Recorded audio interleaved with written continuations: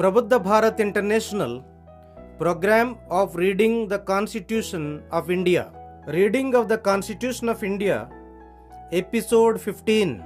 In this episode, we read 8 articles from Article 124 to Article 131 in Chapter 4 of Part 5 of the Constitution dealing with the Union Judiciary.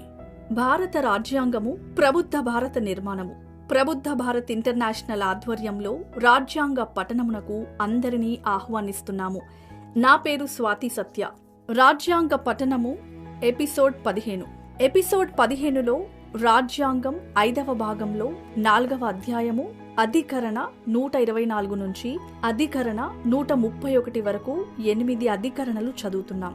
ఇవి union judiciary అంటే supreme court కి సంబంధించినవి. Article 124 establishment and constitution of supreme court.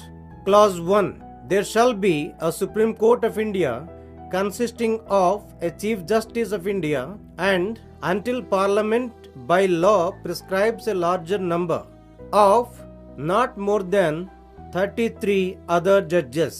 Clause 2. Every judge of the Supreme Court of India shall be appointed by the President by warrant under his hand and seal and shall hold office until he attains the age of 65 years.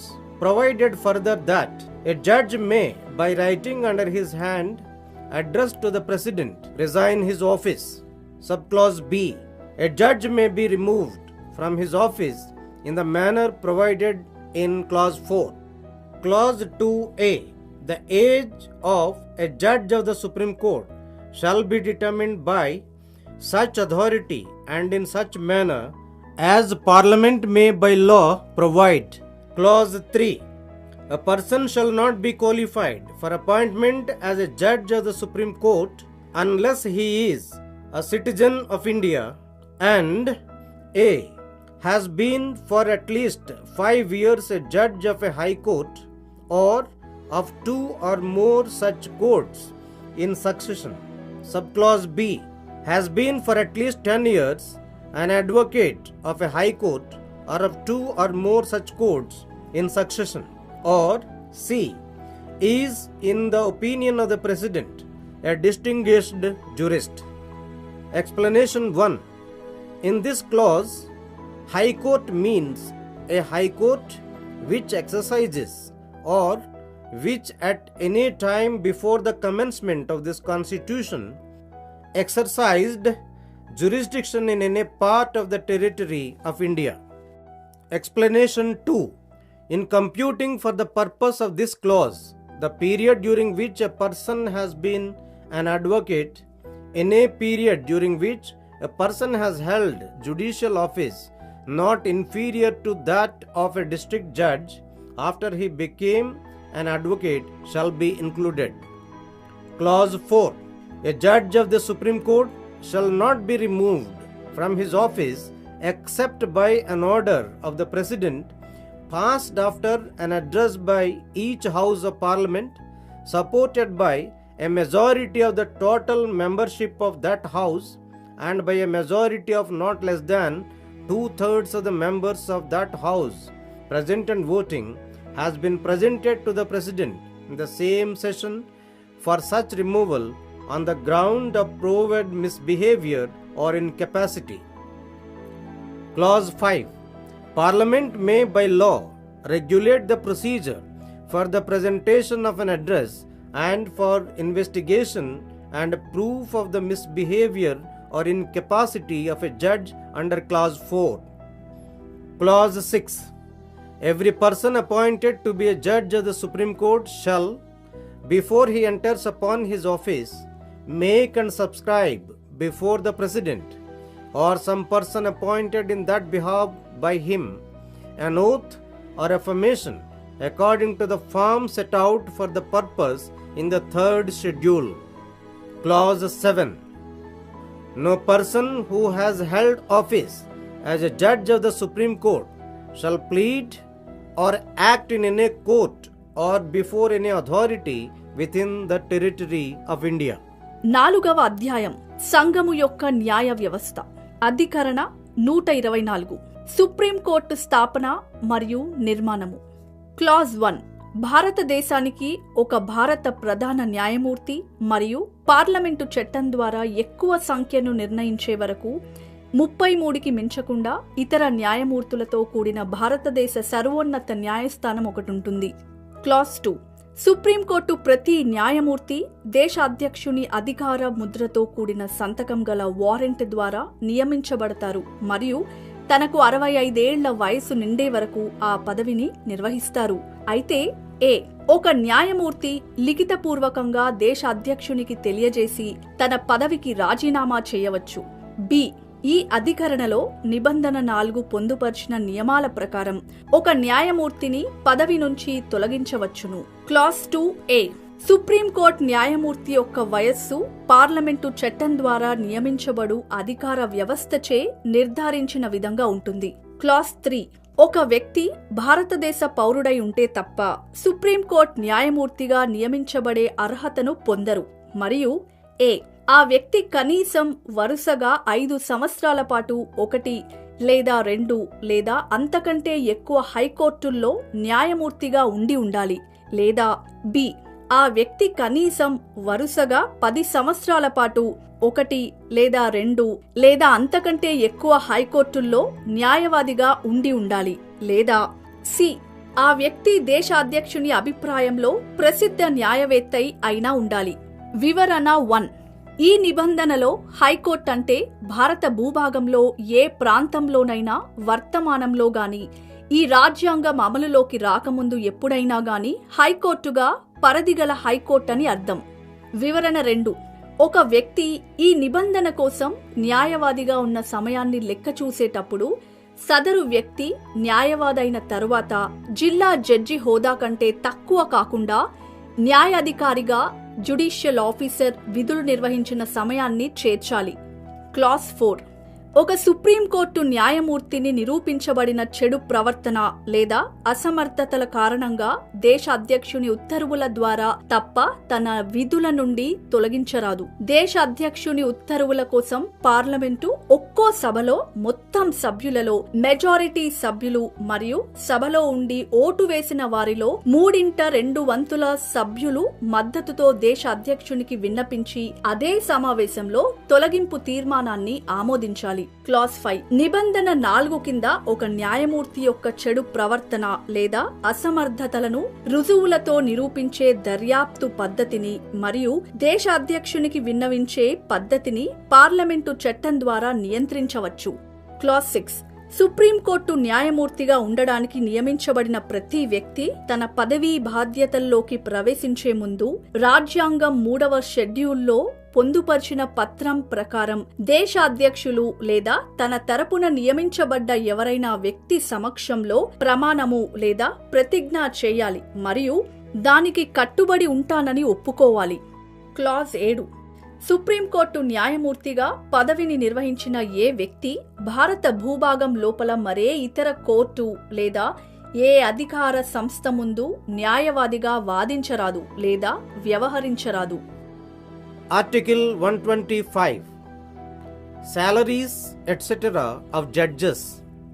Clause 1 There shall be paid to the judges of the Supreme Court such salaries as may be determined by Parliament by law, and until provision in that behalf is so made, such salaries as are specified in the second schedule.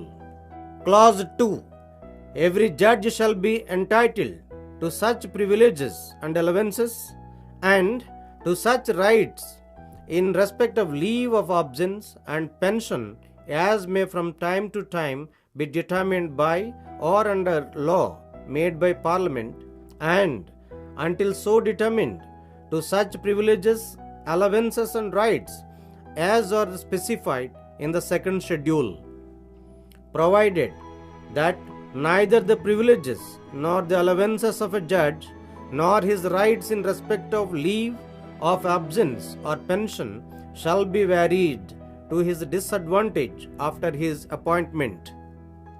అధికరణ 125 న్యాయమూర్తుల జీతాలు మొదలుగునవి.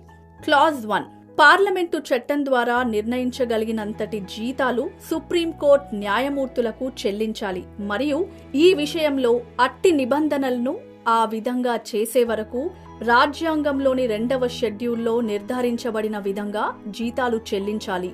Class 2 ప్రతి న్యాయమూర్తి parliament చేసిన చట్టం ద్వారా లేదా చట్టం క్రింద ఎప్పటికప్పుడు నిర్ణయించబడగల విశేష హోదాలు అంటే ప్రివిలేజెస్, భత్యాలు, అలౌన్సెస్ మరియు సెలవులు మరియు పింఛనుకు సంబంధించి హక్కులకు అర్హత కలిగి ఉంటారు మరియు అలా నిర్ణయించబడు వరకు రాజ్యాంగంలోని 2వ షెడ్యూల్లో నిర్ధారించబడిన విధంగా విశేష హోదాలు, భత్యాలు మరియు హక్కులు కలిగి ఉంటారు. అలాగే ఒక న్యాయమూర్తి విశేష హోదాలు గాని, భత్యాలు గాని లేదా సెలవు మరియు పింఛను హక్కులు గాని వారి నియామకం తరువాత వారికి ప్రతికూల ప్రయోజనం కలిగేలా మార్చరాదు. Article 126 Appointment of Acting Chief Justice. When the office of Chief Justice of India is vacant or when the Chief Justice is, by reason of absence or otherwise, unable to perform the duties of his office, the duties of the office shall be performed by such one of the other judges of the court as the President may appoint for the purpose. అధికరణ 126 వ్యావహారక acting ప్రధాన న్యాయమూర్తి నియామకం. భారత ప్రధాన న్యాయమూర్తి పదవి ఖాళీ అయినప్పుడు లేదా సెలవు లేదా ఇతర కారణాల వల్ల తన అధికార బాధ్యతలు నిర్వహించలేనప్పుడు దేశాధ్యక్షుడు నియమించగల సుప్రీంకోర్టు న్యాయమూర్తులలో మరొకరైన ఇతర న్యాయమూర్తి ద్వారా ప్రధాన న్యాయమూర్తి అధికార బాధ్యతలు నిర్వహించబడాలి. Article 127 Appointment of ad hoc judges. Clause 1 If at any time there should not be a quorum of the judges of the Supreme Court available to hold or continue in a session of the court, the Chief Justice of India may, with the previous consent of the President and after consultation with the Chief Justice of the High Court concerned, request in writing the attendance at the sittings of the court as an ad hoc judge for such period as may be necessary of a judge of a High Court duly qualified for appointment as a judge of the Supreme Court to be designated by the Chief Justice of India. Clause 2 It shall be the duty of the judge who has been so designated in priority to other duties of his office to attend the sittings of the Supreme Court at the time and for the period for which his attendance is required, and while so attending he shall have all the jurisdiction, powers and privileges and shall discharge the duties of a judge of the Supreme Court. అధికరణ 127 తాత్కాలిక add hack న్యాయమూర్తుల నియామకం. Clause 1 ఏ సమయంలోనైనా supreme court సమావేశాన్ని ఏర్పాటు చేయడానికి, కొనసాగించడానికి అవసరమైనంత సంఖ్యలో న్యాయమూర్తులు, కోరం లేనప్పుడు భారత ప్రధాన న్యాయమూర్తి దేశాధ్యక్షుని ముందస్తు అంగీకారంతో మరియు సంబంధిత హైకోర్టు ప్రధాన న్యాయమూర్తిని సంప్రదించి అవసరమైనంత సమయం మేరకు సుప్రీంకోర్టు ప్రధాన న్యాయమూర్తిచే సుప్రీంకోర్టు న్యాయమూర్తిగా నియమించబడగల అర్హతలు కలిగిన ఒక హైకోర్టు న్యాయమూర్తిని సుప్రీంకోర్టు సమావేశాలకు ఒక తాత్కాలిక న్యాయమూర్తిగా హాజరు కావాలని లిఖితపూర్వకంగా అభ్యర్థన చేయవచ్చు. క్లాస్ 2 తన ఇతర అధికార బాధ్యతల కంటే ముందు ప్రాధాన్యతలో అవసరమైన సమయంలో సమావేశాలకు అవసరమైనంత కాలము సుప్రీంకోర్టు సమావేశాలకు హాజరు కావడం అలా నియమితులైన న్యాయమూర్తి బాధ్యత అవుతుంది. అలా హాజరవుతున్న కాలంలో ఆయన సుప్రీంకోర్టు న్యాయమూర్తికి గల పూర్తి అధికార పరిధి, అధికారము మరియు ప్రత్యేక హోదాలు కలిగి ఉండి సంబంధిత విధులు నిర్వహించాలి. Article 128 Attendance of retired judges at sittings of the Supreme Court. Notwithstanding anything in this chapter, the Chief Justice may, at any time, with the previous consent of the President, request any person who has held the office of a judge of the Supreme Court or of the Federal Court, or who has held the office of a judge of a High Court and is duly qualified for appointment as a judge of the Supreme Court, to sit and act as a judge of the Supreme Court, and every such person so requested shall, while so sitting and acting, be entitled to such allowances as the President may by order determine, and have all the jurisdiction, powers and privileges of, but shall not otherwise be deemed to be a judge of that court, provided that nothing in this article shall be deemed to require any such person as aforesaid to sit and act as a judge of that court unless he consents so to do. అధికరణ 128 supreme court సమావేశాలకు విశ్రాంత న్యాయమూర్తుల హాజరు. ఈ అధ్యాయంలో దేనితోనూ నిమిత్తం లేకుండా supreme court ప్రధాన న్యాయమూర్తి ఎప్పుడైనా దేశాధ్యక్షుని ముందస్తు అనుమతితో సుప్రీంకోర్టు లేదా సమాఖ్య కోర్టు న్యాయమూర్తిగా పదవీ బాధ్యతలు నిర్వహించిన వ్యక్తిని గాని, లేదా ఒక హైకోర్టు న్యాయమూర్తి పదవిని నిర్వహించి మరియు సుప్రీంకోర్టు న్యాయమూర్తి బాధ్యతలకు తగు అర్హతలు కలిగిన వ్యక్తిని గాని సుప్రీంకోర్టు న్యాయమూర్తిగా వ్యవహరించమని కోరవచ్చు. అలా అభ్యర్థించబడినట్టి ప్రతి వ్యక్తి సుప్రీంకోర్టు న్యాయమూర్తిగా ఉండి వ్యవహరిస్తున్నప్పుడు దేశాధ్యక్షుని ఉత్తర్వుల ద్వారా నిర్ణయించబడగల భత్యాలకు అర్హులై ఉంటారు మరియు సుప్రీంకోర్టు న్యాయమూర్తికి గల పూర్తి అధికార పరిధి, అధికారాలు మరియు ప్రత్యేక హోదాలు కలిగి ఉంటారు. కానీ సుప్రీంకోర్టు న్యాయమూర్తిగా మాత్రం పరిగణించబడరు. అయితే ఈ అధికరణలో దేనిని అలా అభ్యర్థించబడ్డ వ్యక్తి యొక్క అంగీకారము లేకుండా తనను ముందు చెప్పిన విధంగా ఒక న్యాయమూర్తిగా ఉండి మరియు వ్యవహరించేలా చేస్తుందని భావించరాదు. Article 129. Supreme Court to be a court of record. The Supreme Court shall be a court of record and shall have all the powers of such a court, including the power to punish for contempt of itself. అధికరణ 129. Supreme court court of రికార్డ్గా ఉండుట. Supreme court ఒక court of రికార్డ్గా ఉంటుంది మరియు అటువంటి court of record యొక్క సర్వ అధికారాలను తనను తాను కోర్టు ధిక్కారానికి శిక్షించే అధికారంతో సహా కలిగి ఉంటుంది. Article 130. Seat of Supreme Court. The Supreme Court shall sit in Delhi or in such other place or places as the Chief Justice of India may, with the approval of the President, from time to time appoint. అధికరణ 130. Supreme court ఆసన స్థలం.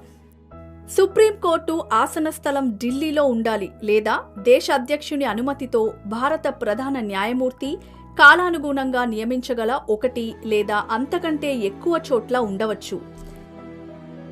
Article 131. Original jurisdiction of the Supreme Court. Subject to the provisions of this Constitution, the Supreme Court shall, to the exclusion of any other court, have original jurisdiction in any dispute A. between the Government of India and one or more states, or B.